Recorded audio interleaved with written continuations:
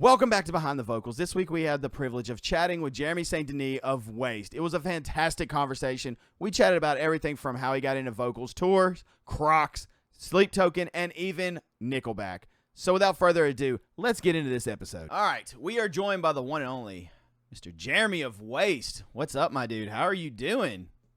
What's up? I'm doing fine, dude. How are you? I'm doing well. First off, look, I have a bone to pick with you right off the bat, man. Look, I need to talk about these behind the lyrics thing you're doing for the band. Yeah. I want to talk about your voice and why is it so sensual and deep, and what are we trying to do here? Because I think you missed a calling as like a 1-800 like person on the other side, you know, like, hey, do you want to talk, kind of like stuff like what's going on here, man? I mean, that's my like relaxed voice, especially like on and off tours. Yeah. My voice tends to like go like a little smoother and deeper. But yeah, it used to be a little higher before doing touring and everything. Funny enough, it's like I feel like starting to tour was like very weird for me because I kind of learned how to do this like full time, like every night doing a show. Yeah. Like first tour we did was in like 2021, I think.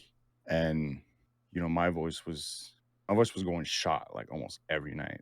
So I mean, I had to figure out something, and it started getting better.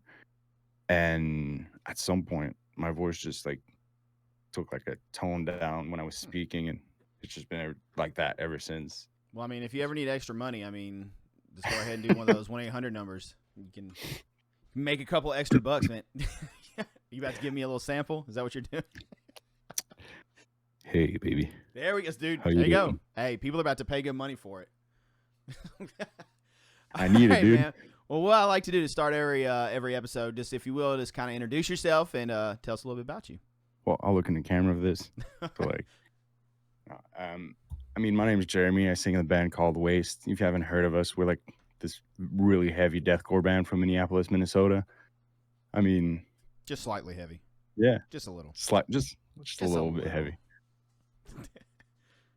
I'm not from Minneapolis, Minnesota, but that's, you know, I feel like I keep saying it over and over again, just to, like get into people's mind, because like I want people, it's like in like some way I want people to know that I'm from like another country. I'm next door. I'm from Canada, but like, you know, every single time people talk to me, they're like, you got a weird accent. You got like you speak funny sometimes. Good. And like yeah, that's because I speak French at home, so like sometimes when I speak, you know, I stutter, like I stumble in words.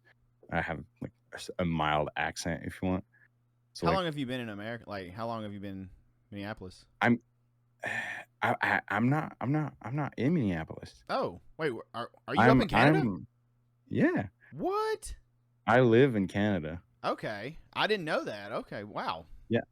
So how did Waste come about then? Like, let's get a band backstory. I wasn't the original vocalist for Waste. So what happened is one of my buddy back home showed me these guys, and they just put out Pray for Nothing, and I completely fell in love with that fucking album. That album is just like, coming from like a fan's perspective, not even like writing it, that album front to back was just phenomenal.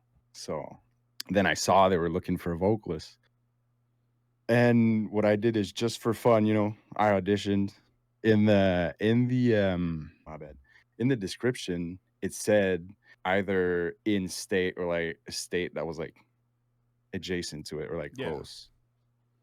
And dude, there was a lot of people that auditioned, so for them to go with me, that's like, I'm like 24 something hour drive away.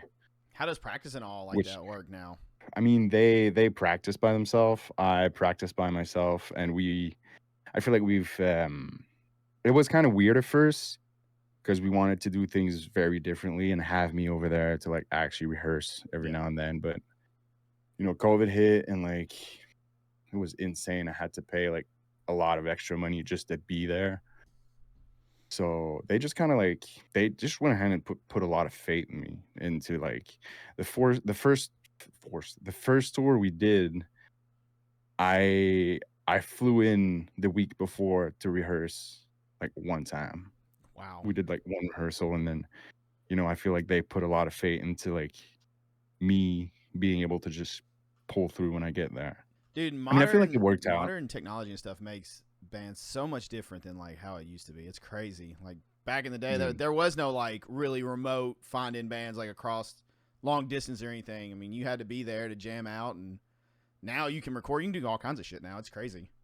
dude, there's the amount of like when you go on Instagram, like my feed is mainly like just fucking 16, 17, 18-year-old kids just ripping riffs, and like they have these mixes already that is just Yeah. insane. And I'm like, what the fuck you guys doing? Like how I remember even me, like when I started doing music, I had this whole fucking old computer that was just not pulling through. Like I was recording with I don't remember the name of the DAW. It was like just I think you can only record like one track on it.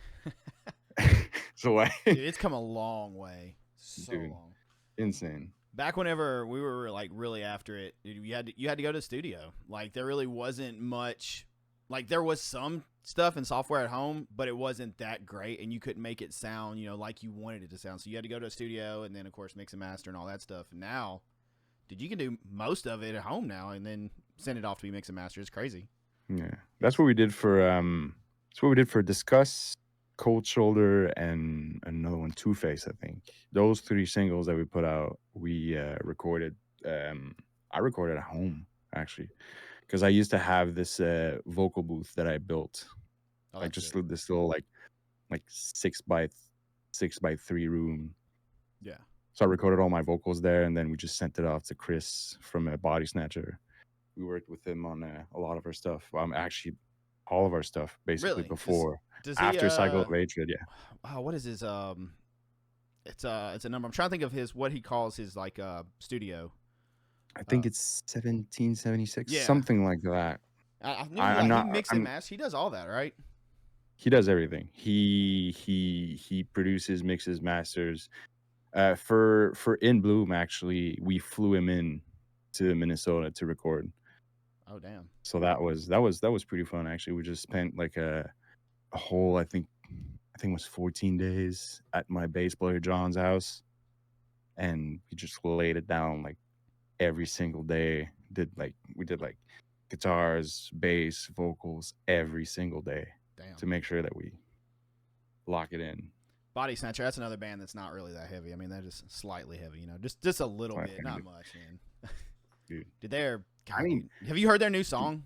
Kind of going way yeah, off I did. topic, but Jesus. Yeah, I did, dude. To me, like God, so stupid. even coming off like I grew up not listening to like a lot of like hardcore deathcore. I was more into like, I mean, I was a kid. I listened to like Avenged Sevenfold and like Yeah. stuff like that. But Kyle is just, I feel like Kyle's vocal is just iconic, dude. It's he like, I feel like he moved a whole genre. Yeah. Just because he's so fucking in your face, and I love dude, it. I So love good. that dude. It's insane. So Body Snatcher Waste Tour. When? Dude, that would be such a pissed off tour. Good God. I would have to go just break something. Like it good Dude. God, man. I would lose my mind, That'd be insane. to be honest. That's goals. We need to make that happen. 2025 Body Snatcher Waste. Let's go in and put it on the books. Hashtag body waste, dude. Body weight. Dude, you already got you got the hashtag. Perfect. All right, so before we get into everything, you kind of already touched on it.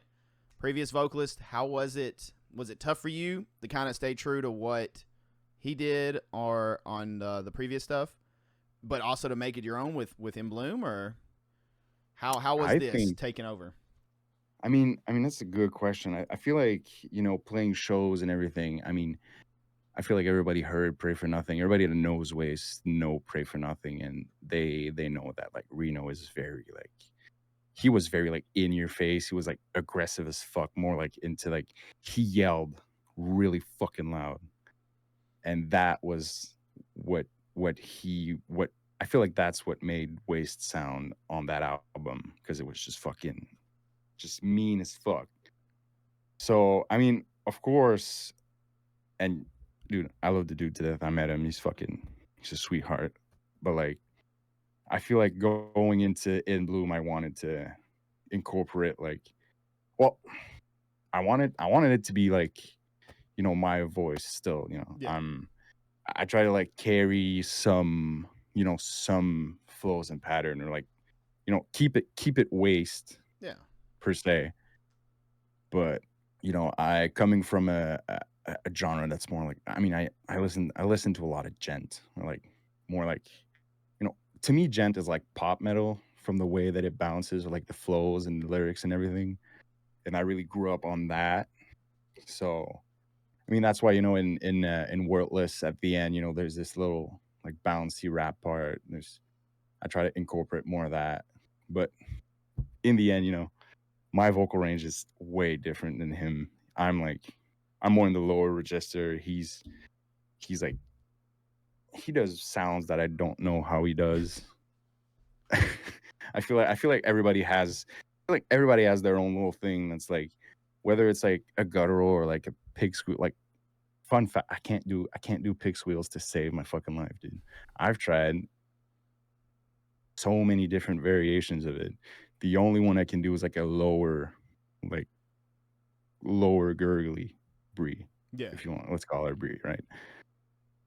He can hold a brie that would break the fucking glass for like 25 seconds. It's That's insane. crazy. That's nuts. All right. All right, dude. So we've learned about that. How long have you been doing vocals? When did you start? Dude, I started doing vocals like, because I used to play bass before in a band, and then I was doing back vocals for that, and I really enjoyed it. But then uh, my old vocalist left, so we were like, we need someone. So I was like, I guess I'll just try. And when I started doing vocals, dude, I was the same, dude. I was just yelling really fucking loud, and that's like, to me, that's what it was. Unfortunately, I feel like I didn't do it right, so I had like a lot of issues with that. But that's when I started doing vocals, and I was like, I love this. I love this fucking the energy that comes out of it, like, because physically it's way different than playing a guitar. Yeah. Like you feel, as much as like fucking up on stage, you go to do something and then your voice breaks or whatever. As much as this sucks, the feeling of hitting a fucking that feeling of hitting something Yeah. right on the spot is like, it vibrates in your whole body. It's very fucking nice. So I got like I got I mean, I don't know the expression, but like that is what was like, I love doing that. Okay. You know. So when did you start that with the on bass and all? How many years ago has that been? Has it been a while? I was like 10 plus years. 10 I plus was years? just I Okay. was So you've been yeah, doing I it a was like while. yeah, I was like 17, 18, I think. Okay. I got into playing bass because at my school, instead of teaching, like all of the schools in my surroundings were teaching music with like either violin or like, wind instruments. My school did guitar and bass and drum. So was bass your So your first instrument you learned, or yeah, yeah. did you play I'm anything before that, or? No, that was I didn't I played bass very terribly because I have funny enough, I have a very, and I know if my guitar player is watching, he's probably gonna think it's funny because it's an inside joke, but I actually have like a mild cerebral palsy. So my coordination on my left hand or right hand is just not there. So playing an instrument with me that needs my two hands was very hard. Okay. So Wow. then then I I learned. played bass too back in the day, and I was very shitty at it. I was not a good bass player, and then transition to vocals. I mean, and it's Exactly, dude, dude. it's Yeah. I'll say it's like playing instruments. First off, playing a show is there's absolutely nothing like it. Like a Yeah. metal show, being on stage, crowd going crazy, moshing, throwing down. There's nothing like that energy and that high. But when you do vocals, it is a whole different beast than being behind like an instrument. Like you're out there, you're kind of Mhm. exposed. Like you said, you can't, like, if your voice cracks, obviously you're pissed off. Not a lot you can do about it. maybe tweak some stuff. But when you hit notes or people are singing stuff back to you and just that reaction, dude, it's unreal. It's nothing else like it. Such a great feeling, dude. It's insane, especially playing. It's funny because like hometown shows for like the guys is like normal for them, but for me, every time I play a hometown show, it's like not my home. So like going there, and doing a CD release show or whatever, doing a show, and then people actually know the words. Like to me, it doesn't feel like it's a hometown show. It's like just a bunch of people that I've never met that's just like screaming the fucking lyrics. Dude, and that is like it's very, very cool. Yeah, it's vocalist porn, pretty much. Like people scream your lyrics back to you. I'm like I'm like super like not antisocial, but like I'm very like I'm awkward sometimes. I'm just doing my thing. But when I'm on stage, it's like different. It's not even like it's weird because it's a character. Yeah. Like you flip a switch, the vibes, whatever you put off on stage is, it's a character, it's a vibe. It's like you're doing a thing. So I don't have that barrier that like sometimes I get when people come to me at the merch table and I'm like, hey, or like I'm kind of a little bit shy because I'm like, I'm just back to being me, so I'm like, I don't know how to interact with people sometimes. How are the hometown shows for Waste? Like, how's the scene up there? Dude, Midwest scene, Minneapolis, Minnesota in general, I feel like there's a lot of incredible bands that are like, funny enough, before I joined Waste, do you know about a band called By the Thousands? Mm-mm. I don't think I've heard of them. You should check them out. Okay. Our bass player is the guitar player for them. Oh shit, okay. And they're a bit more genty. They're in the realm of deathcore, but they're more genty. And I discovered them before discovering Waste, right? So I did a cover of one of their songs, and both guitar player and vocalist, not my bass player, the other guitar player, Dustin, we started talking because they were like, yo, this is fucking sick. Thank you for doing that. And then like 5 years later, maybe 5-something years, I joined Waste, and then we played a show together, and I was like, what? Like small world, but also coming back to it, a lot of good bands are from Minneapolis, Minnesota, and the scene is just insane. They got By the Thousands. I feel like they're from Wisconsin, but I feel like it's still Midwest. They got Surefire, they got Neckrung, they got Our Common Collapse that I fucking love, dude. They're like very thaw, and love that shit. Hell yeah. So I've heard we had Chris from Elitist on a couple weeks ago, and he said Canada crowds throw down. Oh yeah. I was asking him places to play, and he's like, I'm not gonna lie, Canada. He's like, which we're on tour with Misery Signals, that could have been part of it. He's like, but the crowds went nuts every night. It was like they were throwing down. Yeah, but here's the thing, dude. I don't want to throw heat, but like we got free healthcare. Is what I'm saying. So like, it's easier for us to go around wilder in the punch pits. What you're saying, dude? I've been. He said people were bloody. He was like, I don't know if it's the hockey. I don't know what it was, but every night there was blood. Like somebody was bleeding all in the crowd. And he was like, it was just crazy, but it was so badass. As soon as you get into like Ontario, like Cornwall, those areas are like Cornwall, Montreal. Forget it. It's done. The scene over there is. I'm from Montreal, so I know the scene there, and I know that every single show that I went to, that's like, I saw when I saw Kulikon, it was into not an auditorium, but like it's like a big like fancy place. Yeah.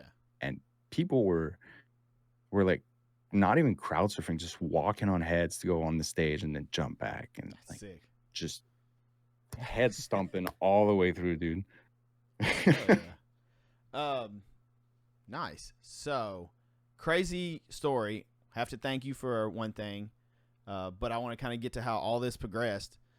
So It's been months back now, probably. But we were checking out new music on stream and stuff, and we were like hanging out. And a viewer actually was like, "Look, I feel like you would like Waste." So they sent me a link. They're like, "Check out Waste," and I was like, "Oh yeah, yeah, this is my kind of stuff." So way before me and you talked anything, I was like already listening to Waste, and then me and you chatted, and you actually got me in touch with Zachary from Keep Yeah, Close. Zach from Keep Close. Yeah, he actually shouted you out on his episode and was like, "Yeah, dude, Oh, yeah. Jeremy's the man." I love that dude. He's so sweet. They're crushing. Their singles Yeah, and stuff dude. they're putting out are so good. He kind of like we lost touch because he kind of like because he's from Salt Lake City, I think. Yeah. So we lost touch because he kind of like deleted all his socials. Like he took a break from everything, and then he just came back and just started grinding, dude. And it paid off because their first single, Tooth and Nail. It does not sound like a debut single. Like when I heard it, I was like, this shit sounds like a veteran album, like something that a band's been around for a long time. Not like, oh, this is our first music ever. No shows. I don't think. I think they're about to play their first show, right? I think they are, yeah. Because I think he said they hadn't played anything. I was like, dude, that's just crazy. Like you guys should be putting this stuff out. They're already like so far. Like I think just on Spotify, they're like over 11K monthly listeners. Two songs. Two songs, dude. Nuts. 2 fucking songs. Shout out to Zachary, dude. Yeah, for sure. Insane. They're crushing it. All right, so let's get back. Boy, I love them, so I'm gonna keep gassing up just real quick. They're at 20.6K for 2 singles, dude. Insane. Wow, they are jumping fast. Insane. Yeah, that's insane. Dude. But it's worth what it. I mean, it's worth more than this to me. Like their production and everything is just so on point. Everything is like they're doing it right, taking their time. I mean, like you said, they sound like a professional band, like an elite band that's like, been around. I think I think they're gonna make some noise. I really do. Like I think they have that. The way they're approaching it. Yeah, I got faith in them. All right, so let's learn about your vocals. How did you learn? Yeah, was it just you? Like you said, just yelling at first, doing bass, like playing bass, or did you find some tutorials somewhere? Did you find like something that's like, okay, maybe I should try this, or were you just like, I'm just gonna yell it and see what works and what doesn't work? Yeah, I mean, I started off, like I said, yelling just very loud in my car to see if I could get that distortion out, which I was able to, but blowing my voice out just like always super, super loud. And just, I mean, yelling does a lot of bad things for your vocal cords if you don't do it properly, let alone doing gutturals and stuff like that. But I listened in the time that I started doing vocals, I listened to a lot of Beartooth, Kingdoms of Giants. So like all those very like mid high pitch screams. And I wanted to like duplicate that or like mimic that. And I feel like I hurt myself even now. I'm like I wouldn't say I'm a diva, but like my voice is very like sensitive, if you want, because of that. Okay. I feel like I might have done some damage in the past, and that's like irreversible. Oh, shit. But I'm here and I'm doing it. So that's a good segue to what are some early mistakes you made when you were learning? Was it just going too hard, trying to like push ranges that maybe are like out of your comfort zone and you were just doing them incorrectly and it would like blow it out? I mean, I feel like, see, the way I started seeing it is, you know, like going to the gym. You're not just gonna go in the gym and then just stack 3 plates on the bench and just like, all right, let's do it. Like, I've never done this, let's do it. You might, like, if you're really fucking strong, you might be able to do it, but you're gonna hurt like hell, and it might leave like permanent damages to your body because your muscles and your body is not used to that. Yeah. And I feel like one of my big problems, even nowadays, I feel like this is why my voice sometimes goes out, is because I push weight. Like, I tend to lean more on like power than technique, and that can betray you like very fast. Because I mean, as soon as you feel that like ice in you, I mean, call it icing out. Like there's like no grit. It kind of You like kind of, like you lose your tone a little bit, like some of that the yeah. gravel, I So guess, if you will. Like exactly. So yeah, so I know it exactly what you mean. goes from to Yeah, yeah, really yeah. fast. It comes like That's where flattish, like in a way. exactly Yeah, because yeah, you push way too hard. So like you did one rep. So it's like doing one rep and then being like, I can't do no more. You know, yeah. It's you easy to gotta. do. The pushing. So So pushing too that's hard. one of the that's one of that's the biggest mistake I've ever like I've done because I wanted to me like pushing hard meant you sound hangry, meant you sound good. Yeah. That was Okay. like my whole thing. And even in my older bands, I was in another band before that. I was actually in another band before Waste, which kind of dropped off. It was like a very progressive metal type thing. Okay. But even then I was just blowing my voice out because I mean I was doing it correctly. I was doing the right technique. I was just pushing it too hard Yeah. to the point where it would just blow out. So Easy to do. So I'm guessing it happened frequently, especially probably pretty in the beginning. yeah. And I know a lot of people Even they'll try to like push through. They'll blow their voice and they're like, "Oh, I'll be fine," and keep trying to go and just making shit worse and not learning. thing thing is also the thing that I've noticed is I was getting to that into that pattern where like I was gonna try to do it. I was like, I did it yesterday and I was trying to do it. I was gonna try to do it again. It wouldn't sound as good. And I would just keep on do it, and then pushing harder to try and reach back for it and then get hangry at myself and just keep on going. But that was just like, you get pissed because like I was doing it yesterday, dude. It sounded fucking sick. And then it Yeah. just that's the thing. And that's where like I got hangry, I got angry, I got mad at the fact that I couldn't do it anymore. So I was just trying to push even more and I was blowing out my voice even more.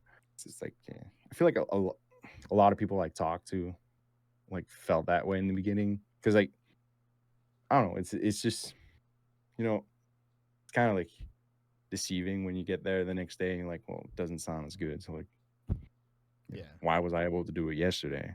It's frustrating. People like there's a lot of misconception. People not within that don't know like how vocals work and like screaming particularly. They're just Mhm. like, "Oh, you're just yelling." That's not bad. You just yell a lot and you can do it for a long time. It's like, "No, you really can't." Like you can actually blow your shit out in like minutes, like the first little bit if you're doing it wrong. Um Exactly. but I've always been fascinated with people's approach to it. So when doing it, did you ever have like an aha moment where you were just like, okay, kind of like you said, you learned I'm pushing too hard and all that. Like, was there ever a moment it's like, all right, I'm doing this. If I don't do it, like if I tone this down or I change this, I can, sustain it longer or not lose my voice. I mean, funny enough, I keep saying funny enough for some reason, but it's not even funny, dude. What the fuck? But back in late April, we did a run of a couple shows with Left to Suffer, and I talked with Taylor about this, about like how how like every single night sometimes my voice would go out, and then the next day I'd be good, but I'd be stressing out every day, and he kind of like not.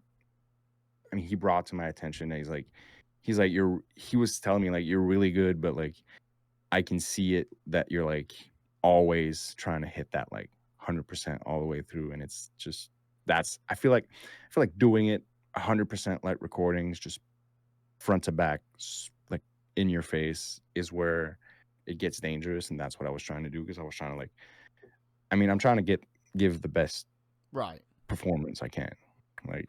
But then on that tour, I started, actually like going a little softer. I mean, just toning back Yeah. on, like I said, the push and just, sitting somewhere comfortable where it sounds good. It's not like not the best I've done, but it sounds very good and I don't have to strain myself over it. And then immediately, like the next day or like even that night, I felt like a huge difference. Yeah. So shout out to Taylor because the fucking homie, dude. He's a beast. Also, dude, he's a sweetheart. He's just no beast, just sweetheart. Dude, he even for that, you know, like I said, I had like not like that stress of like every single time you fuck up, you get angry at yourself and all that. Like I talked with him about that, and you know, he made me feel validated about it. And he was like, he told me like, dude, people care way less than you think. Like you care more than they do. They don't. They didn't like, they're not gonna be like, well, he didn't sound exactly like it. He didn't like, he was like, you need to chill out and like, you know, be able to breathe too. Cause like, fuck, Yeah. I'm human. I'm not a robot. I can't just keep on spitting hair and like just doing vocals for 3 hours straight at full force. No way. So with all these tours and everything, do you have a routine you do before you perform? Does it change also based on like if you're in the studio, or if it's a one-off show, or if you're on tour, or even if you're under the weather? Do you have a set routine you do every time? Or well, when I'm sick, usually I don't you don't do do anything? any. Just rest? No, I don't. Because I work construction, so like sometimes I work with a lot of like dust particles and like cement particles and stuff like that. So especially if I'm feeling under the weather, I'm trying to like keep it as just talking. Okay. And I feel like I warm up less when I'm at home. I just, you know, just get off work, and usually when I get off work, I've talked all day, you know, my voice is pretty warmed up, so I just have my bottle of water and I just do my thing. But when you're on tour, sometimes when I'm on tour, I don't, like I said, I'm very like, I'm like an introvert. I'm like, I keep to myself a lot. It's like sometimes I'm not gonna speak the whole day, or I'm gonna speak at loadout, or like load in, load out, talk to each other. Other than that, sometimes I'm just gonna be like not talking. So, I mean, I usually always try to put in to like before a set. I do some like mouth stretches, tongue stretches, and stuff like that. Yeah. Breathing exercise. What I do is I take the deepest breath that I can, and then I try to sip some air to stretch my lungs. Mhm. For anything vocal, I try to, you know, just slowly just do some sounds. There's no like specific. I'm not like, I know there's people that are like, they're gonna hum, then they're gonna do another thing, and then they're gonna do another thing. I just try to like, you know, I do some sounds here and there, and then I just try to build. So what I do is basically, what I would do to warm up is what I would do to learn how to do vocals. I would Okay. get into that state of like, you know, just finding that distortion, finding that grit, and then I would just stay there, you know, just do that for like a couple minutes. Then I'd push a little harder, and then push a little harder, and then till I can push it full force. Okay. All right. Because, you know, that's what I think is. That's what I think is the best warm up for me. It's just, you know, Then just everybody's really different too. building Like into it. your warm up is different than, you know, anybody else's. Like my warm up and so forth. And it's funny, like, well, not funny, but it's interesting how everyone approaches it. Everybody approaches it different to get to the same place of just pretty much like, essentially like not trying to start a car and just like cranking. You know, it's like you start and you're just running. Like pretty much that's what you want to be on stage, and it's just you're running, you're ready to go. Like there is no one or two songs where you're like, all right, it's not there yet, and it's kind of iffy, you know, you're not hitting stuff. You're on there and you're like spot on already. Yeah. Yeah. That's my like that's my goal, because like usually we start the set list, whether it's the old set list or that one, we start off like last tour we started off with Wither. So like the set list was basically the beginning of the album, so it was Be Welcome and Wither.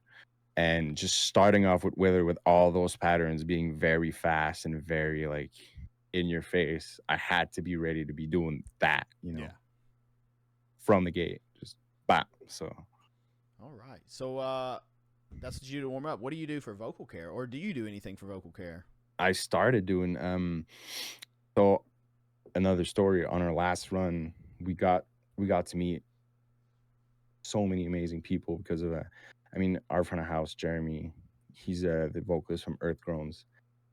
Um he he like linked with a couple of his friends. So we stayed at Gareth's house for one night. Gareth from Silent Planet. Yeah. Another sweetheart, dude.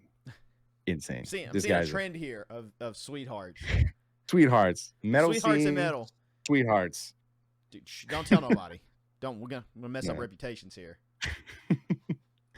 And he gave me a nebulizer, and I don't know if you know what those are. They're like portable, you know, vapor Yeah. thing for you know, to hydrate your vocal cords and all that. There's a popular one I keep seeing. I'm seeing it everywhere. I think I think it's. I mean, there's Vocal Mist. I think is that what I'm? That's the same. Maybe. Thing, right? I mean, I know it's a big one, but yeah, he was like, and that's it happened. We met him the night on tour, the night that my voice, because last tour my voice blew out one night, just completely gone. And he gave it to me, and he was like, you know, I want you to like have this and like take care of yourself. And like, he's like, I don't care if you're on tour or not, you got to sleep 8 hours, because like the difference for you between 4 and 8 hours of sleep is immense. It's like, it's night and day. So I started doing that in the morning and doing that at night, doing that before and after the set, and game changer. Wow. For me personally, because what I experience a lot after doing vocals is vocal dryness. Yeah. So my vocal cords would just be dry, and that just immediately just that like it's like a saline mixture. Mm-hmm. That mixture hydrates your vocal cords like instantly. Interesting. So nice. Finish so my you do set. It before do and that. after. Yeah. Hell Just yeah. a little bit, just like 20 minutes before. Like while I do it while I do my warm ups. Okay. Interesting. So I get into that space where like I feel that like that grit, that distortion. Yeah. Sit there, do it for a couple, and then I breathe into it for 2-3 minutes. Go back to it. Go back, and then you know. So there's to me it made a big for me it made a big difference. I know there's a lot of people that think it's like a placebo effect and stuff like that. I feel like it did a difference for me. It might not for you, it might not for someone else, but yeah, everybody's different. It's I do see a common theme though, especially like vocal care, vocal routines, hydration, sleep. Sleep is like, I think sleep is mentioned probably every episode. To sleep as much as you can, even as hard as it is on tour. Like if you have to sleep on a bench, whatever you have to do, sleep. You gotta sleep. And then vocal rest. And I know you mentioned being like an introvert and just not talking much anyways, but you're kind of already practicing like vocal rest, which is very good for your vocal cords and for being able to do vocals. Yeah, I mean, definitely vocal, like laying down, not even sleeping actually, just laying down, just like letting your whole body just like relax. Yeah.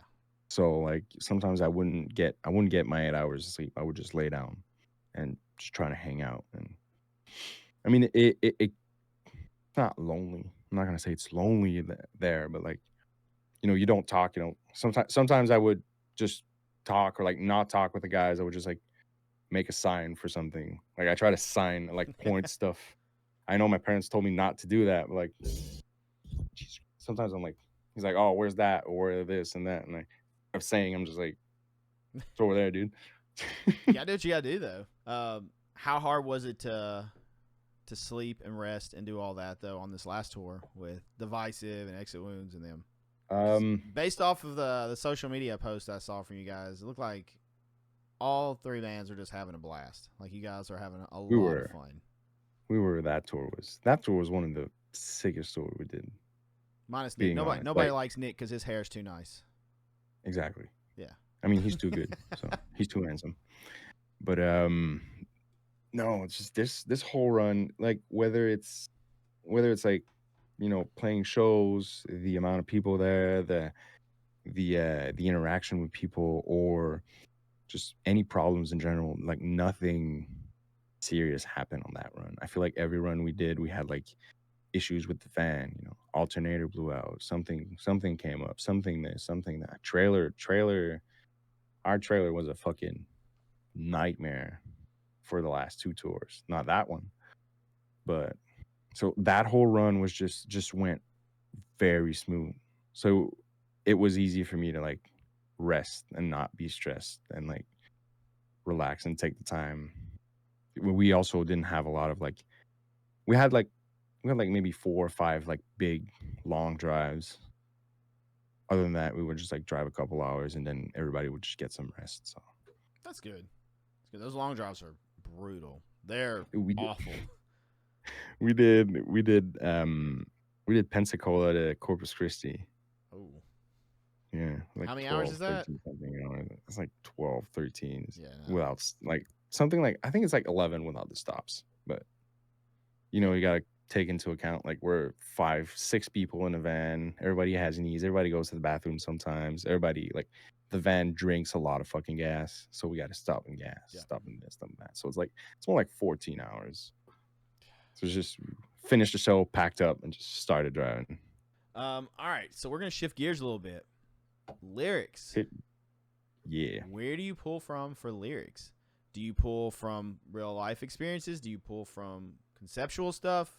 What's your go-to?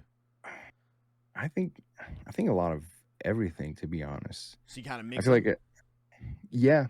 There's well, I mean, mainly what I do is I go off personal experience, but I keep it. I like to keep it vague enough, or like I try to. How can I say this? Like trying to put myself in somebody else's shoes that would experience something similar. So what I would go off personal experience, but not mine more than like imagining what it would be like as a story, if you want, or like if it would have happened to someone else. Okay. Nice. Interesting. That's a little different. Usually, okay. I like that. Do you have trouble writing it like that? Does it make it a little more difficult for you, or and what made you go that route over just being like? I feel like not really because I feel like in the beginning when I started writing lyrics, I would just write anything, anything that sounded good or like whatever, and then I would just like when I started writing like my other band, the whole album that I wrote the songs, and then when people were like, "What are the songs are about?" and I was like, "I don't know, dude." I'm like, they're just so I had like sometimes I had to like take a step back and just read what I wrote and be like, that's what this song's about, Okay.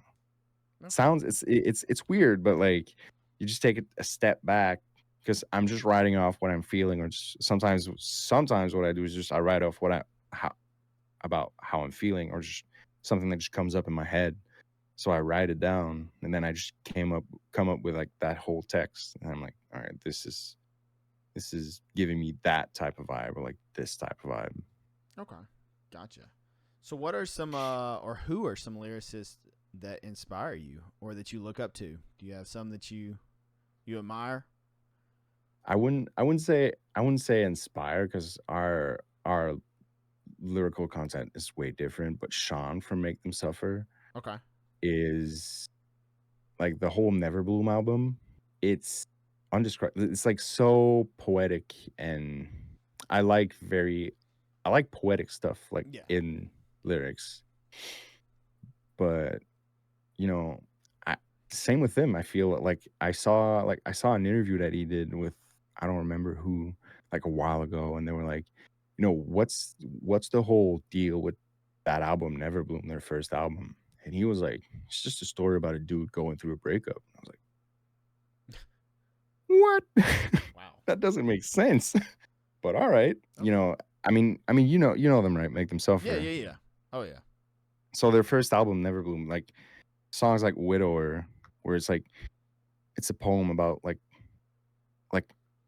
a widow, like he goes about like the spider. He goes on to like spiders and ghosts, and then the wife of someone, and you're like, how does this have anything to do with a breakup? I don't get it. Yeah. Like talking about spider webs, and then trees. So make them suffer. All right. Do you have a favorite lyric? Now this is a tough one. This is your warning ahead of time. This is like where we get to a little more of the tricky questions, but this is a tough one. Favorite lyric? I know it depends on. There's different lyrics throughout your life that affect you different, and you're gonna, depending on where you're at in your life, you're gonna say this lyric, and then 2 years ago maybe this lyric. So we've kind of made it a little easier. It can either be your own lyric or it can be a lyric from someone else, or you can do both. If you have one from both, by all means, go for it. Because I know favorite lyric, you're like, if someone asked me, I'd be like, shit, there's so many out there. Like, you just start racking your brain of like a massive discography of music you've listened to, and yeah, so many. I mean, if it's not my own, it's going to be anything that Vessel does in Sleep Token. Ooh, anything big Sleep Token fan, eh? That's another one. Like Sean is a big one. Vessel is like, his voice is so unique to me. Like, it's just it stands out. It's a hitter. Like they have the biggest fucking traction I've ever seen in my life. But it's a hit or miss for people. I feel like people I've talked to about Sleep Token, either they really love it, either they don't. Yeah. So like, I feel like Sleep Token is the coriander of metal, dude. Sleep Token is the coriander of metal, dude. Okay. You might like it, you might not. It's I saw them live not long ago. I cried 3 times. Really? So they're that good live? I mean, they're that meaningful to me too. So I've grown from sundowning to Take Me Back to Eden. I've grown as a human being in my life personally, and I've listened to them all the way through. So nice. Hearing those songs live, oh yeah. I saw. That's also the thing. I saw them in 2019 when they opened for Issues. Oh, wow. And yeah, they opened for Issues. There was like, I swear, there was like 40 kids in the room.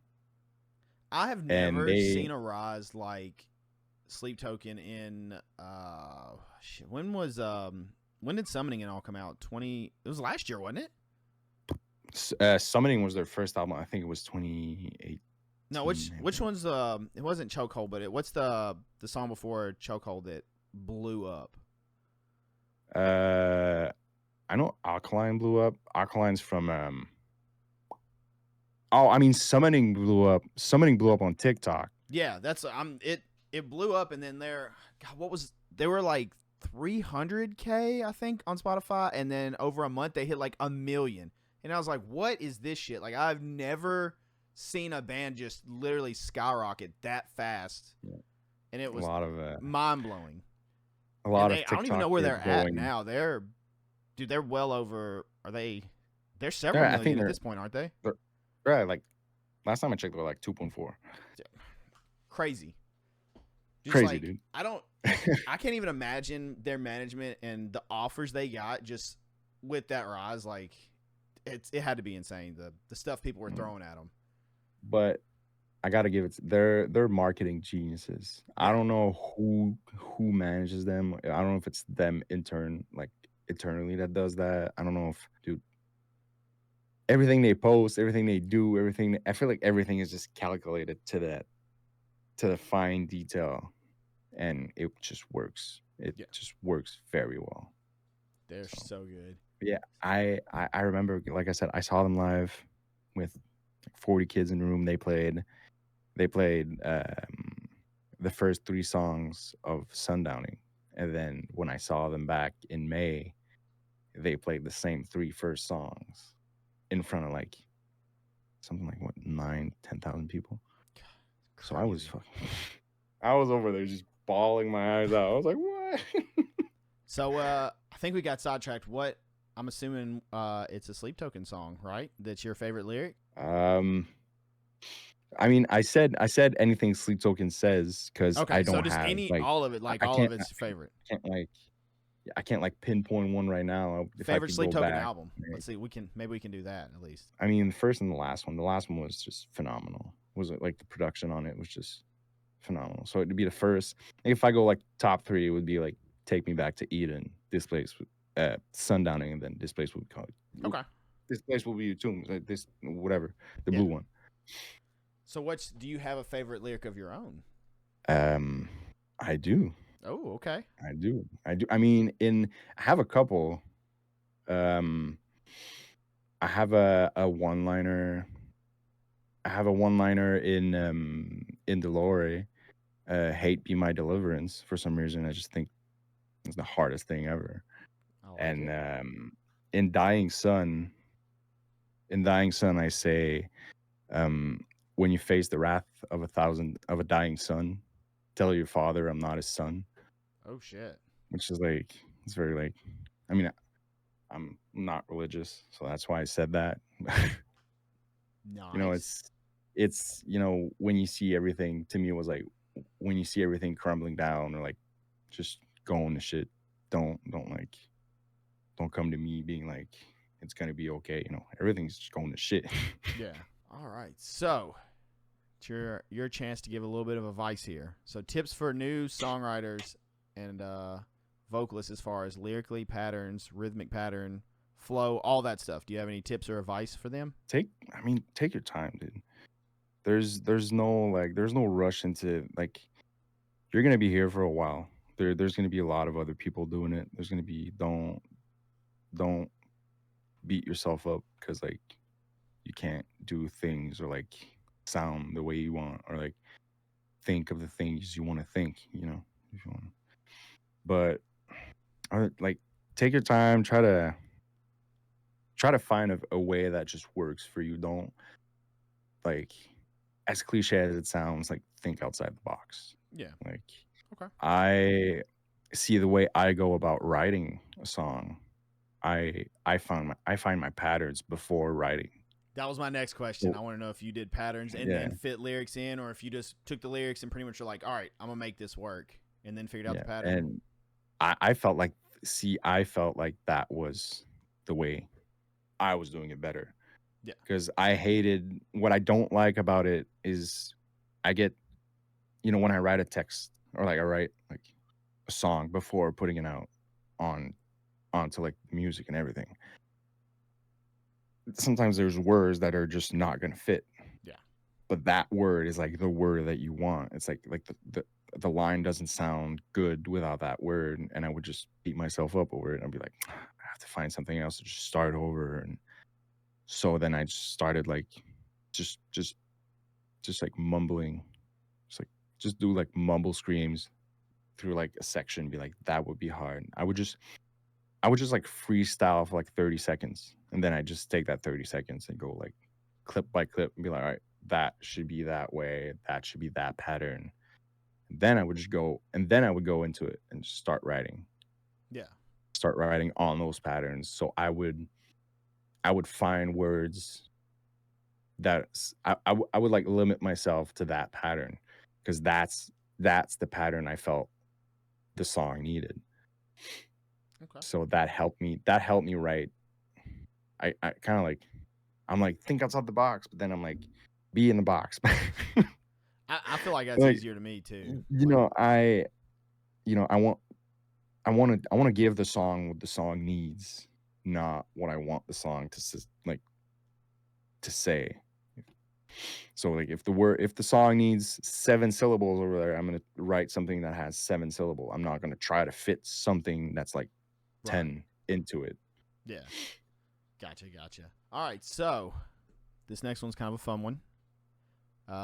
Do you have a favorite song or part to perform live? And on the other side of the coin, do you have a part or a song that you're like, damn, I dread doing this live? Because we all know you'll write stuff in the studio, and then when it comes time to do it live, you're like, God, why did I do this to myself? This part's brutal. It's so hard to do live, and you kind of dread it. Not saying you hate it, but you're just like, okay, let me get through this verse or this part right here because it's tough. Yeah. Um, I mean, one of my favorite part to play live is the breakdown of Indolore. So the big, like, the two like vocal, like, just big vocals before the big breakdown, because they're I mean, they're angry, dude. They just sound tough. So I like doing those parts. I feel like a part that I don't like to play live. Not that I don't like it, but we play. I mean, Two-Face is very hard to do. Just That the pattern, whole or like the beginning of Two-Face is just nonstop. Just it's not fast. It's just there's no room for breath. yeah, If there's one, it's like just like a little it's sip. like exactly. It's like sips. So you really have like it's hard for me to play that song live. Yeah, It's like those are brutal. All right. So this next question, we're gonna throw it back. This is a body snatcher, specifically Kyle inspired question. Do you have a favorite call out? And the reason I ask this, some people keep it pretty straightforward. You know, let's go, like all the basic call outs that you say, then people say, and everybody does them. Or do you have like the off the wall, like everybody's like, what the hell is he at? Like, what's going on? Again, this comes from Kyle, because I don't know how many times I've heard weird call outs from Kyle specifically, where it's just off the wall shit before the heaviest breakdown, and you're like, what just happened? dude, that one video that's like it went viral like a couple months ago. Again, I think it's him saying like he said act like they fucked up your order at McDonald's. Yeah. There's one, it's like act like they're out of guac at Chipotle or something, and it's just like, dude, what? Yeah, that's Matt from Kulikan. He said I want you to turn somebody into guacamole and tell me what it tastes like. Oh my god, dude! Adam D was another one from Kill Switch. He would just say the most off the wall shit, and it's just like people aren't expecting it. And yeah. So, do you have a favorite call out or anything? I do have like specific call outs. I try to not stick to a script when I play live, because yeah.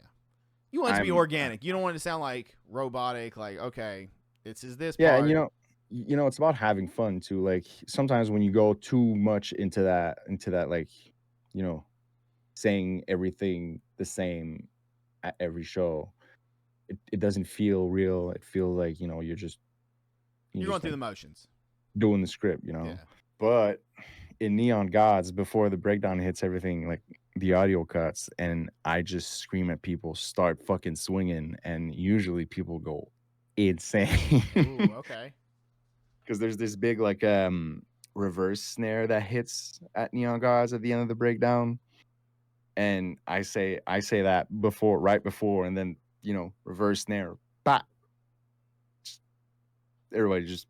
Also, I say lose your brain for some reason, and that's a thing I laughed a lot with Nick on our last tour, and that's me being French and all. Instead of saying lose your mind, I say lose your brains. Are we gonna get a lose your brain shirt? That would be sick. That with the picture that I don't know if you've seen the picture that Christian. Every time you see a post where there's that picture of me like swinging like this. Yeah. Christian just like goes out of his way to just pull out and just post. So I was like, we need a shirt of this. Like, just so what it could be is lose your brain in the front, and then in the back is just that picture. There you go. I did. That's the best seller right there. Yeah. All right. So do you have any studio rituals before you get ready to record? Do you do anything special? And this is kind of almost a sports question, a little like context on it.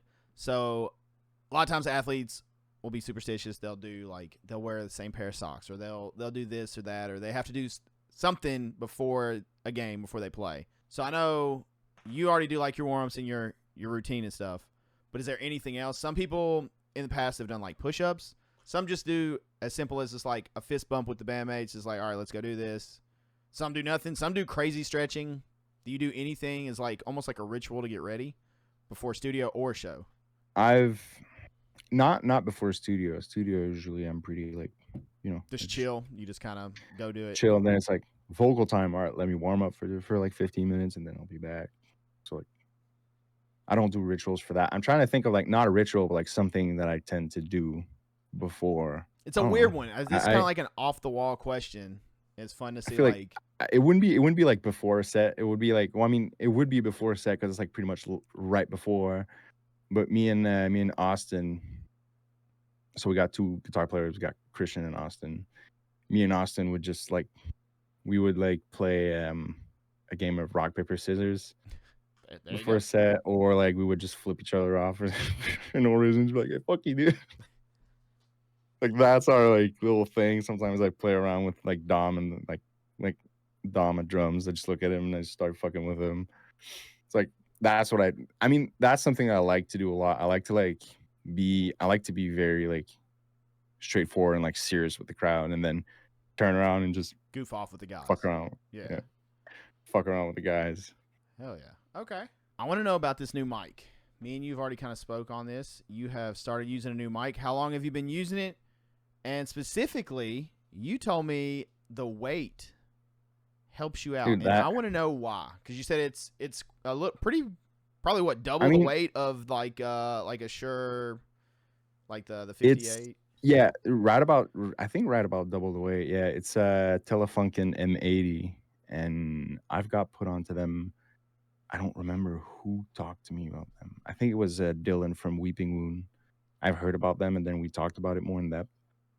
And then I really wanted one because everybody was just buying them, and then I saw Spencer. I think Spencer from Salt Wound. He used one that's like all white, and I thought it was the hardest shit. So I Googled on it and just looked around. I wanted the pink one because like, pink is one of my favorite colors. So don't I like just also just the we're like very hard and like very serious on stage. We're not hard. We're mean. So having that little accessory that's just like breaks it up just a little bit. I think it's funny, but also I've got a lot of compliments on it just because it's pink, and also it's almost like powder coated. Yeah. Like it's not cheap. It's like, also with it not being cheap, it comes with the weight. That's like I think these are like it feels like it's like 4 or 5, if not 6 pounds, compared to like a regular man that's like. So how does that help you though? I know you mentioned it's been like a game changer for you a little bit. Like it helps me, like I feel like it helps me feel like I'm actually like it makes me feel like I'm actually using something, and I'm not just like, especially when I don't hear myself well in the monitors or in my ears or whatever. Do you use in-ears? We did on that last run where like we always used in-ears, but only for backtracks and stuff like that. And I wasn't in the backtracks, but that last run that we didn't run any monitors. We only ran in-ears, and my microphone was in my ears, so that helped a lot. But before that, just the feeling of like, I don't know, to me, having that weight in my hand makes it feel like it's actually an instrument. Okay. It's not just, it makes me also, I feel like it makes me aware of where it is, or like where my wire is, or like, because like the weight, like there's a weight there. And then I feel like there's a lot of, when the cable like gets stuck, there's a resistance where like with that one, since it's heavy, I can feel it. Like, I don't know, since it's heavier, I feel like I can feel it more when something gets stuck somewhere. I just know it instantly, and I'm like, oh, let me just. Okay. But also, it just sounds amazing. It's like very good quality. It's like anybody that wants to like upgrade their microphone game for live, M80 is depending. M80 and M81 is like different, like the frequency range. So you have to like look it up. If you're like a female vocalist, I'd recommend the M81 because it has like a high cut instead of a high bell. Yeah. But not sponsored. Should be. Should be. Dude, I want to be sponsored by Crocs. Dude, I was gonna get I'm to tired that. of it. Dude, I'm tired of it. Look, Crocs are amazing. You are getting no hate from me on Crocs, dude. I haven't got any. I hated for so long, and I was like, dude, I'm not wearing Crocs. And then I got a pair of Crocs, and I was like, damn, I was missing out. Like, these things are so nice. Did you actually get any little pieces for them on tour? I did not. Oh, dude, dropping the ball. It's because not a lot of people follows me, so they don't know that I'm asking for them. We got to fix that. But I'm down to trade. I'm not down to just people giving me free shit. I'm down to trade. Hey, there we go. Let's get those things decorated, man. Dude, and they were the white Crocs too. You out here white? Just gotta be white. They gotta be dirty. when everything. I don't care.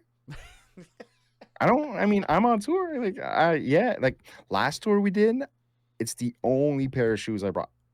I didn't bring anything else. Did you wear them on stage? Yeah. Yes. Every night. I love it. Yes. Every night. And people compliment me for it. They're like, this is cool as fuck. White Crocs, pink microphone, heavy as hell. Heavy as hell. And I started rocking like more of a dad fit, just like blue jeans and a black t-shirt, like hat on, trying to stay like, I wouldn't say true to myself, but like that's what I would wear regularly. So I'm trying to like implement that, but also just Crocs are comfortable as fuck. Yeah. And you know, if it can become something that's like actually funny, or like just going around, like it's stupid, kind of like Matt eating a banana on stage or whatever and shit like that, shit that's like, it's funny because he does that. I was like, it's cool because he has Crocs on stage, which, sometimes my bandmates sometimes are like, yeah, I mean, it's funny, I understand, but like the look is kind of weird. I'm like, it is, but do you go sports mode or non-sports mode for stage? Always sports mode. Always okay. On and off serious. on and off stage, sports mode. See, I'm the opposite. I tend to keep them non-sports mode. Just I don't know, which is if I have to run or something, I'm screwed. My feet are weird crooked, dude. I can't wear sandals. I lose them. So you stay in sports Swear mode. to God, all the time. If there's not that little thing in the back on my heel, can't wear them. I'm just gonna lose them. Going downstairs, dude. Just going downstairs and then I have to stop halfway to put them back on because they're falling off. Fuck that. Rather stay ready for anything, dude. If I have to run, I'm gonna run right now. God. I love it. Got our own style going. I like it. That's like the I don't give a shit style, and that's when those people are like, "This dude knows what's up. He's confident. He knows what he's doing." I'm telling you, Crocs are the way to go. And if I can get a sponsorship, I'd be the first metal artist to be sponsored by Crocs, right? I mean, I don't know any, so yeah, I would say you have to be. Big W, dude. There you go. I don't want Liquid Death. I mean, if you're watching Liquid Death, I'm down. I mean, literally, it's funny you said that. I've been sipping, dude. I have a problem. Non-sponsor. This I don't know. I drink way too much of it. Which one's your favorite though? Dude. I've been liking the teas lately. Yeah. I've been doing some of the teas. I really like the orange and the lime. That's a good choice. The lime is like very refreshing. Non-sponsored. Yeah. We're over here just shouting out to everybody. Where are these sponsorships at? We need people to come show us some love. I like this Pepsi, dude. Let's throw that one out there too. If you guys are watching, come on. I got the weirdest thing on my desk. I swear to God, I have this. If anybody's looking for a Subaru's hub and bearing, I got one. I got one just laying there. Why? Yeah. Okay. No, it's. I mean, my desk's a mess. I don't like. I just moved in recently, and like, shit's all over the place. I got a mattress over here. I got like some clothes. It works. It's good for soundproofing, though. Yeah. I mean, there you go. Perfect. So, you guys are signed to Seek and Strike Records? Yes. How is that? And how long have you guys been signed to them? We signed with Seek and Strike for In Bloom, actually. So we signed beginning of this year, I think. We announced it. Okay. It's been in the talks for a while, but we dropped the announcement. I think we dropped it in January or like February, maybe. I don't know. We didn't. I think we dropped the thing in March or April. Sorry. We recorded the album actually a year ago, February last year. That's why I'm all mixed up. But yeah, it's been crazy, to be honest. Like, they put so much fate into us. They put so much work into us. And like, they don't make us feel like we're, we got questions. They're there. We got like our management, Bill, same thing. He's the best. That's awesome. And they've been putting in work, and it shows, our numbers. It shows in our numbers. It shows in the recognition that we're getting from other people in the industry or in the scene. So I couldn't ask for like a better label to like kick this off. Hell yeah. kick this whole like new album because it's our first album with me. Like we did singles before that, but Yeah. having them push our new music, like our new like full work of art, like our whole album is insane to me. Like I've never been in such a position where like, you know, getting that recognition or getting to that next step. So Yeah. I'm still, you know, still kind of shook by it. Hell But it's yeah. fun. It's a very fun experience to see people like put investment and time and like believe in what you're doing. That's awesome. That's super awesome. All right, so let's shift to fun tour stories. Do you have any fun ones? Do you have any from last tour? Is there anything we can mess with Nick about? Dude, how in the hell did he play with that ski mask on? Because every time I saw a video or picture, I'm like, dude, I'm dying looking at him. Like, there's no way. I would probably just like pass out. I don't, dude. First day we played Wisconsin, and he was like, "Yeah, I think I'm gonna do it." And then I'm saying that's what he said because like I wasn't even part of the conversation. I just know they talked about it, and then he did it, and every single night he would do it, and every single night he would just take it off mid and be like, "Fuck this!" Like he would even say it. He's like, "I don't know why I'm doing this." That's but too like, hot. There's no way. There is I no mean, way. same with like, imagine we played. I remember playing. I think I played like once or twice, like a windbreaker on. Yeah, Because I wanted to be that kind of cool, you know. Nah, never again. The stage is too hot. It's too hot up there, and you're screaming and you're sweating even more because you're screaming, dude. No, yeah.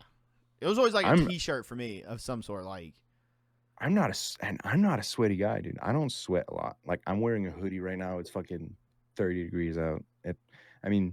30 degrees Celsius. okay, Celsius. I was about to say, Jesus, what? Just what? No, it's almost like a. Meanwhile, here in Tennessee, it's stupid. It's close to 100. Like, yeah, it's close to 100 right now, and I'm just chilling with my hoodie. I'm not, but on stage, it's night and day. I would just come off stage, and my t-shirt would just be drenched. So, dude, it's something about it's the lights, right? And like it has to be the lights and the equipment and everything because it just gets. It can be the coldest outside, like single digit or whatever, and you come inside and you get on stage and you just are like drenched. I'm like, this just no, that doesn't make sense. There's nights where we play and I'm like right before a set, I'm like, I'm cold. I'm genuinely like it's cold in the venue because of the AC and everything. Yeah. So I'm like, it's very cold. And then as soon as we start playing, hot again. Yeah. I can't do the windbreaker or even a hoodie or anything like that. There was maybe for like the first song and then I'm drenched. I'm like, all right, yeah, screw this. I'm stripping down. Just don't do it. You don't have to do it. Don't do it. Yeah, no. So fun tour stories. What do you got for us? You got anything good? I mean, I feel like every day is, I guess, its own little adventure. Fun. I mean, tour stories, not really, except that we go to Buc-ee's and it's super fun. Buc-ee's is awesome. Buc-ee's is. Oh yes. We stopped. I mean, we stopped in a town called Wapathon. I don't remember where it is, to be honest. I think it's somewhere between North and South Dakota, I think. And we went to a Casey's. And we hung out with the cook at Casey's for like 45 minutes, and he was blasting our music in the Casey's. People were walking in.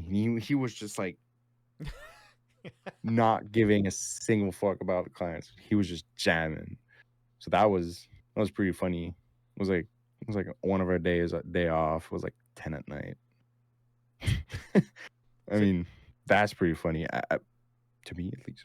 But yeah, other than that, I feel like we don't have like big stories, like big like funny.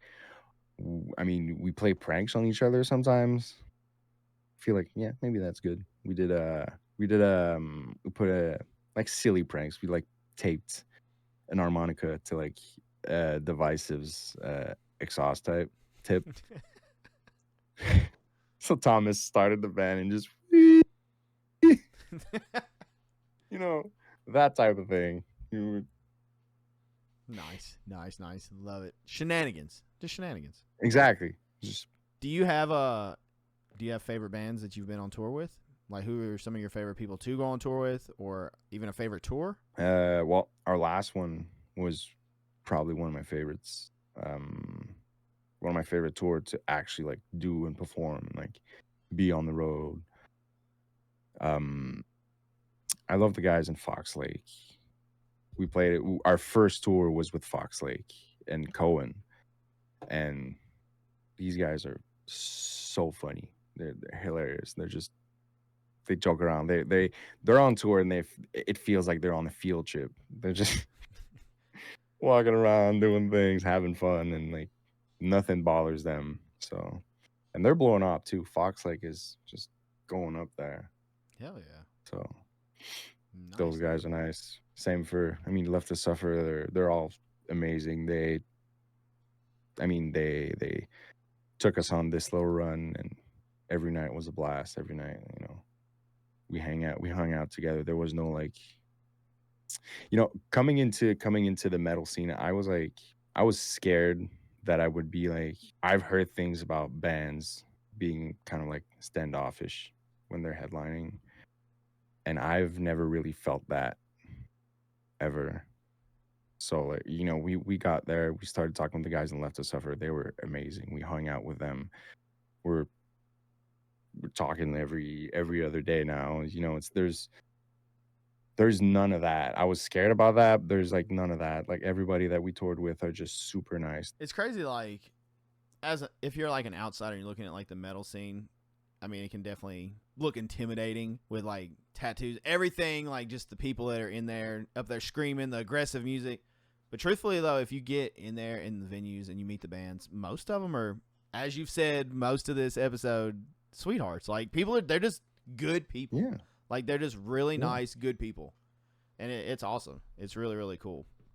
Yeah, especially the scene being like, it's not as like, I feel like not a lot of like smaller bands do it for profit, like especially in that scene, because there's not really a lot of money to be made. Yeah, there's, you can live out of doing music. Kudos to you if you can. I can't. But I feel like people do it for the genuine reasons. They do it because they want to do it. They do it because they love it. They do it because it's that's the main thing for me too. I like doing it because I like, as much as I'm an introvert, or as much as sometimes I can be weird, or like just interactions can be like awkward, as much as like I love talking with people, and I love when people come up to me and they're like, dude, like you guys are like, I love you guys. I love what you guys do. And like, I listen to you guys every day. Like when I have a bad day or whatever, I listen to you guys. That's one of the main reasons why I do it personally.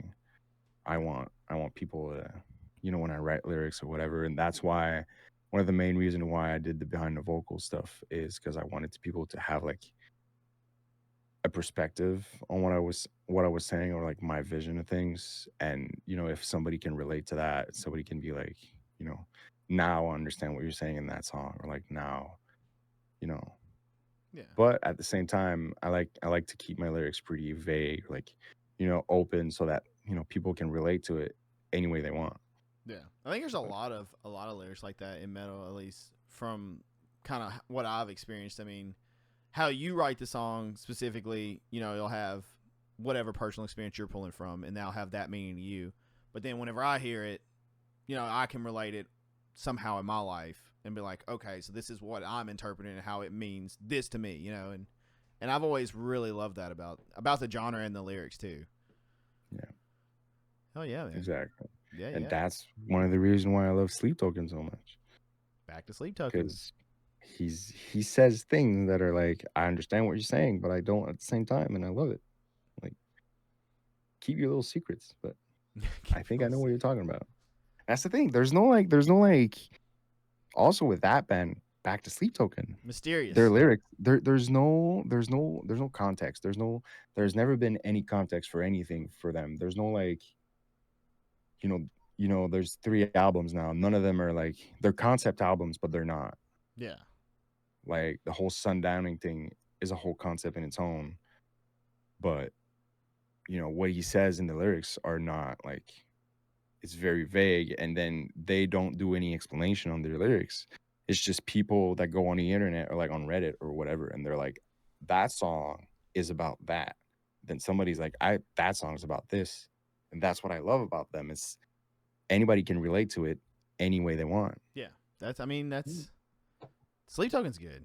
You're not gonna get an argument from that on me at all. I've took up a lot of your time. I apologize. I really appreciate you doing this. I'm having fun, actually. You're having fun, dude. Nice. That's hell yeah. That's what I like to hear. Yeah. Hell yeah. I like doing this. It's like we're just chatting, we're vibing. So I need to know. You kind of touched on this earlier. You mentioned Avenged Sevenfold. Gateway bands that got you into metal. Who were your gateway bands? This is it's always a fun. I feel like it's kind of usually around the same ballpark of bands that people would progress to, and then you would kind of get some of the easier metal is not the right word to say, but you know what I'm saying? Like not quite as aggressive metal. And then, then you spiral into the body snatchers of the world and stuff that's definitely more aggressive and in your face. Yeah. So who are some of your gateways? I mean, it's hard to pinpoint because I come from a family where both my parents listen to. My mother used to listen to a lot. I mean, she still listens to a lot of like, she's like Metallica, Disturbed, Breaking Benjamin, stuff like that. My father used to listen like Korn, Limp Bizkit. Oh, so you had it early. Yeah. Okay. Very early. I mean, I had it from my dad too, because my dad listens to Britney Spears too, and I listen to a lot of things. So yeah, that too. But I feel. I mean, I might catch some heat for it, but like, I started listening to like heavier stuff. Here we go. Nickelback, dude. Nickelback, okay. Yeah. I mean, yeah. Though they got like thick riffs. Look, this was kind of a setup question because I have seen you with this Creed shirt, and I was really hoping we would say something about Creed. I love Creed. Where's the Creed reference? Come on. And where's the Waste Creed cover? I need one day, dude. Maybe. Come on. Next time you're in Tennessee, I want to hear. I want to hear Creed. The show we played in Corpus Christi, we had like technical issues. I don't remember what it was, but I just stood there talking to the crowd for like a good minute or two, and one of the guy in the audience was like, "I love that Creed shirt." So we just started singing higher. Oh my god! Me and like the 40 people that were there, we just started singing the chorus to higher, and it was just the funniest shit. But yeah, I mean, Creed and Nickelback, I'm one of those people that's just so glad that they're doing good right now. They're getting, because they've always been like hated on or like mocked. They definitely catch a lot of shit, but they've made a lot of money because all of us listen to them. Even though everybody talks shit on them, everybody listened to them. You cannot exactly. No one can tell me they did not listen to them, especially starting off. Like there's no way. You cannot tell me that the intro to the album All the Right Reasons and Follow You Home, that drum line, you cannot tell me this is the hardest shit. That it's not. Sorry, it's just so well mixed too. It's like so good. So I mean, I get it. Maybe it's not for you, but I think it's just the fun thing to make fun of them at this point. Like, it is. It's like the in thing, if you will. Like it's Yeah, but Nickelback and Creed are both my mom's favorite band in the whole world, and I brought my mom to like her first like real concert. Well, not first. The first concert that I saw with my mom was Nickelback, and then we're going to see Creed this November, I think. Nice. And like, yeah, they're I grew up on it. I I've love. ruined Creed for my wife forever. She Oh, really? yeah, she hates it now. Because anytime it comes on, I'll just start. You have to do the Scott Stapp voice. You have to. Like, there's no way. Yeah, I just start up. Yeah. She's just like, God, I used to love this band, and you won't stop. I'm like, what? You have to sing it. Like, there's just let it happen. I know another band that got me big into like heavier music. Heavier is a Seether, Yep. See, and they just dropped a new song, which is phenomenal. It's like it's like old school grunge, but make it well produced, like well sounding, like big. And as much as a lot of people give me heat for that. I've never listened or liked Nirvana all that much, and they're like, well, Seether's basically the same. It's not, it's different. It's a different ball game. I feel like Morgan he sings, like, he's not the best singer in the world, but I feel like he sings more than Nirvana did. Yeah, I got you. So that appealed to me more. All right, so back to heavy. What are some? Can you give me? Let's do 3 bands. 3 bands now that are like heavy in your rotation that you're listening to. We got to take Sleep Token out. I know Sleep Token would be like, well, Sleep Token number 1. Bands, 3 bands. Kublai Khan, that's for sure. Okay. Yeah, I started getting into Kublai Khan like a year ago, maybe. Fun fact. And it just clicked. I listened to. Don't you love that when you find a band and like you hear one song, you're like, oh yeah, this is mine. Yeah. Okay, you're just instantly added on my plate. Like, I fuck with you. Like you're getting played nonstop. Swan Song is the heaviest song I've heard in my life. Can't like. I've never seen them live, but I've heard stories that they are just insane live. Insane. They don't play to any click. They're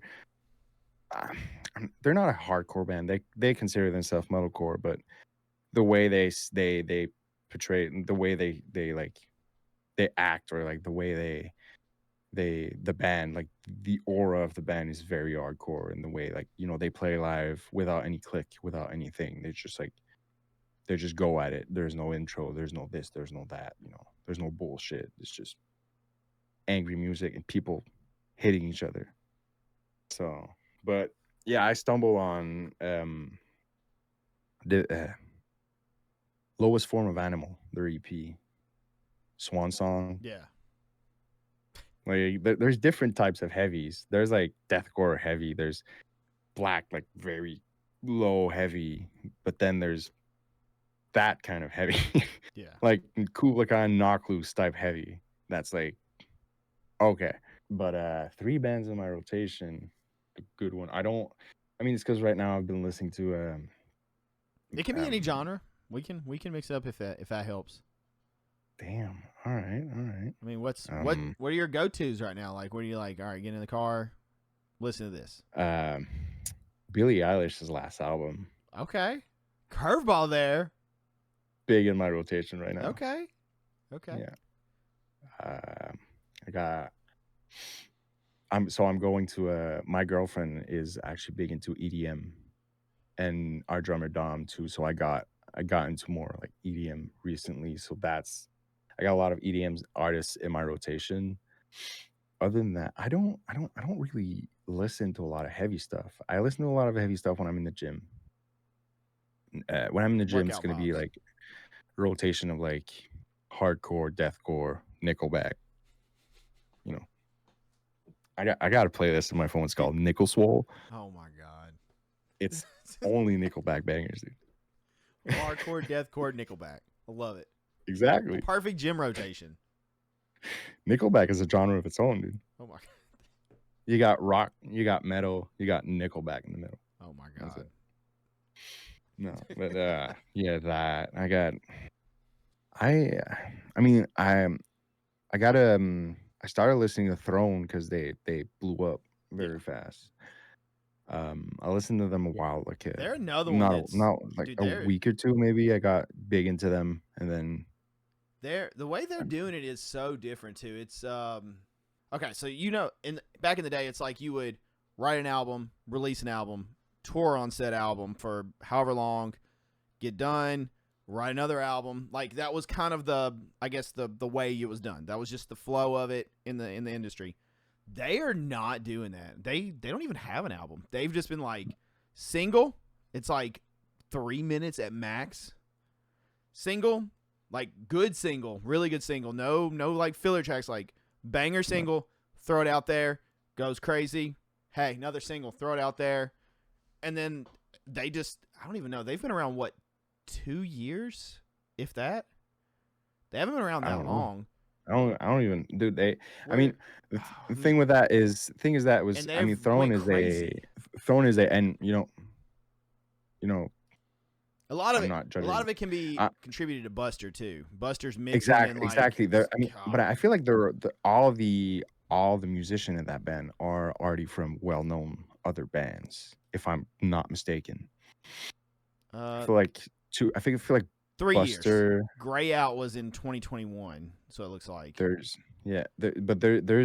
musicians. I think there's musicians from Vulgarda in that band. Oh, that's if I'm correct. Buster's. I mean Buster. I feel like the guitar player another is one? too. I don't know. I feel like the guitar player is from Vulgarda too. I'm not like I don't want to.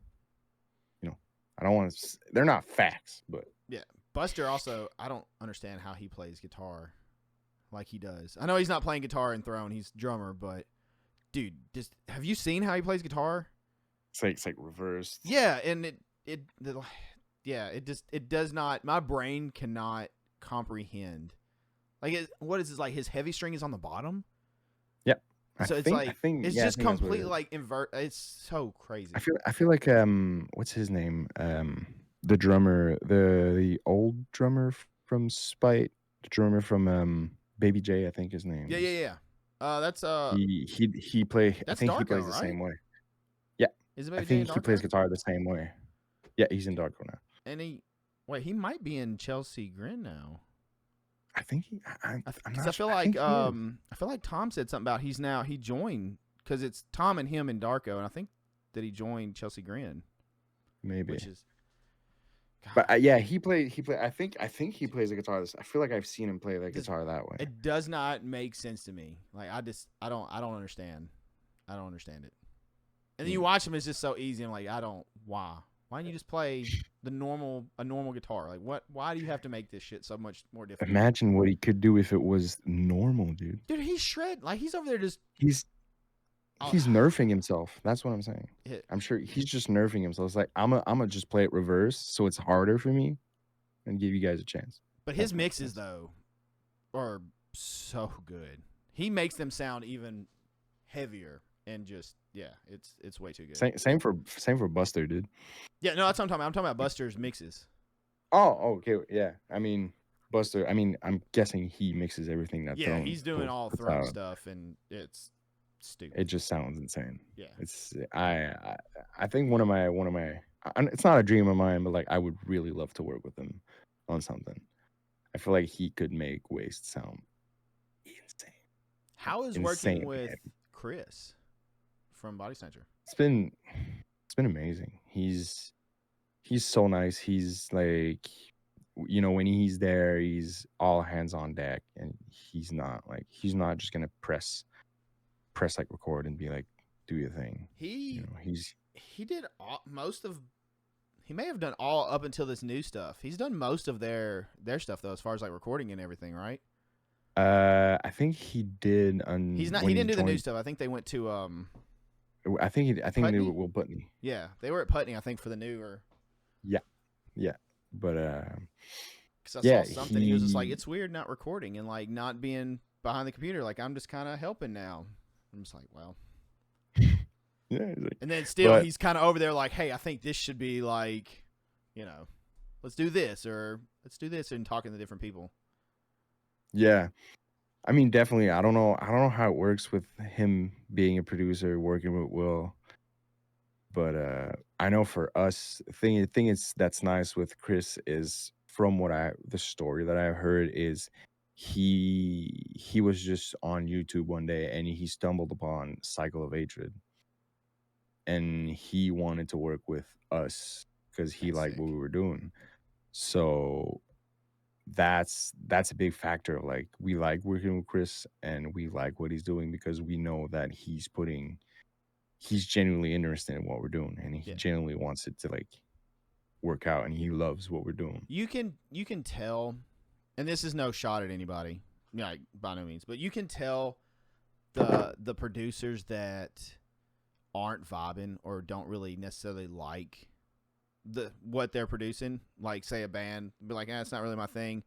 They don't put that extra little special sauce, if you will, on it or whatever. Yeah. Then the ones that like actually genuinely like fuck with the band, they're like, I really like what they're doing. They'll make it sound even better, and they'll you know what I'm saying. Like, you can definitely feel the difference, and you can hear it in their mixes too. For bands, be like, this band's like, it's good, but this one sounds so much better, and they're similar. Yeah, definitely. Hell yeah, though, man. We've been chatting for a while. I know you're tired. You had to work today, so Yeah. I work all day, every day. All day, every day. You got to work tomorrow too? I don't work all day, every day, but I work most days. But you do work all day, every day? I do. Okay. All right. I work hard. I hustle, dude. Might not look like it, but I do. Hustler. How was the Nashville show on the last tour? I think Nick wasn't thrilled. He said it was good, but I think they played with Oceano weeks or less than a month before, maybe. I mean, there's a difference in, like, they're playing with Oceano and then but I feel like they had played. He said it was like almost too close of shows for him, like, Yeah, but us personally, the guys in the band love playing at the end. It's very small. It's very like intimate. Like, whether there's 20 or there's 2 kids in the room, it's gonna feel like there's a lot more. Yeah. In that specific room, for some reason, especially, and everybody just throws down. They're there to party. Yeah. They're not there to. So we love playing Nashville. We love playing the end a lot. Hell yeah! I'll have to come out next time you guys are in Nashville. Hell yeah! Come buggy. I mean, I expect the new merch. I'm surprised you didn't come on that one, dude. Listen, I was bummed about it. I think that was actually like Father's Day, and I was like, dude, I can't justify this. Probably like, was it? I think it was around Father's Day when you guys were there. All I know is every time we played in Nashville, it was hot as hell. That sounds right. You get there, you get out the van, and immediately it's just like humidity. This big, like, yeah, sucks. It's terrible. Also, shout out to that pizza place in front of the end. Best pizza I've ever eaten in my life. Dude, I'm sad. You probably don't remember this place, but I'm sad. There used to be a place called the Muse in Nashville. It was rough, very rough. Sound system, awesome, dude. Bands are so heavy in there. It sounded so good. People threw down. Again, really rough place, right in front of adult bookstore. And of course, every touring band would be like, "Oh, look at the porno shop," and they would have to go like venture the porno shop, and it's like always conversation. It shut down. I don't remember how many years ago now, and now it's a Domino's. Dude, it's so sad to like drive by, and you're like, "Oh." But is the Domino's still in front of the porno shop? Yes, I'm pretty sure. Yeah. I'd have to ask Nick to be sure. I'm gonna say it is. I'm pretty sure it's there, but I'd have to like confirm with Nick. Nick would probably definitely know. Just text and be like, "Hey Nick, is the porn shop still in front of the Domino's?" He's gonna be like, "You talking about the Muse? Yeah, it's there. Pizza and porn, bro." All right, man. All right, so how we like to end this? I want you to plug whatever you want to plug, all the way stuff, and then just give some advice to aspiring vocalists or new vocalists, someone who may be thinking about picking up the mic, or someone who's picked up the mic and trying to find their way. Give them some knowledge. Yeah, I mean, like I said before, take your time with it. It's not a race. I mean, a lot of people like try to find your inspiration, try to find what you want to do and how you want to sound based on, other artists that are doing it, what you like and what you want to sound like. But also, try to just take your time with it and find what works for you. Because, unfortunately, everybody's built different. So you're not, I mean, I'm never going to be able to do some things that other people can do, and, you know, vice versa. So just be find yourself in what you want to do, and not just like you want to do this, so this is what you're going to do, because it's not how it works. So, you know, find your own voice type thing. But yeah, just take your time, don't beat yourself up, and, you know, just have some fun with it. It's not, you know, it's not a job. It's not like, it's kind of like riding a bicycle. You don't do it on the first try. You Yeah. just keep on going, and, you know, if you hurt yourself, I mean, if you're hurt, don't try not to hurt yourself, because if you feel like it's hurting, don't do it that way. But, you know, just it's like going in the gym. Just Yeah. one day at a time. Just take it slowly, and then one day you're gonna feel like you're comfortable enough to be like, you're gonna be comfortable in your own sound, and with what you're capable of doing, and what you can lay down enough so that people can hear it. Just be confident about it, even if it's not what you want it to sound like. Just sound like yourself, and people are gonna fuck with it. That's what I feel should be like the main thing, and that's what I aim for. Like, I have a lot of inspirations and stuff like that, but I try to find myself sounding like, I try to sound like myself, you know. That's my main thing. I don't want it to be, I don't want myself to be the best. I just want myself to be me, you know. So Yeah. that way, when you listen to Waste, you know, when you listen to me, when you listen to Waste, you know that it's me, because whether you like it or not, or whether you like the way I do it, whether you don't, you know, everybody's different. Everybody likes things. Everybody likes other stuff. So I just try to do it my way, sound like myself, and go 100% in that. Hell yeah. All right. So I will have all the links to Waste's Spotify, your Instagram, as well as Waste Instagram. Go follow, go show them love. Is there anything else you Jeremy want to plug? _Waste.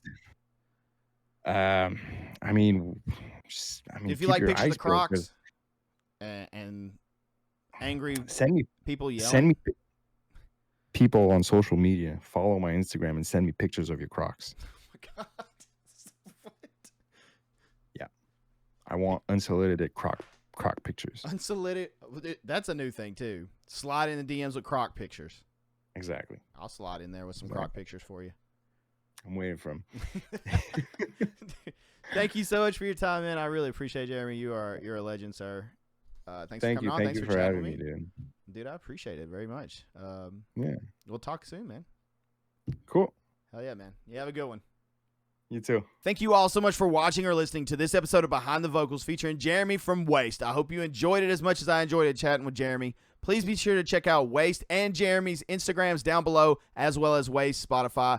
Go show them some love. Check them out. And keep eyes out for tours coming to a city near you. Thank you all so much for watching and listening. I'll see you on the next one.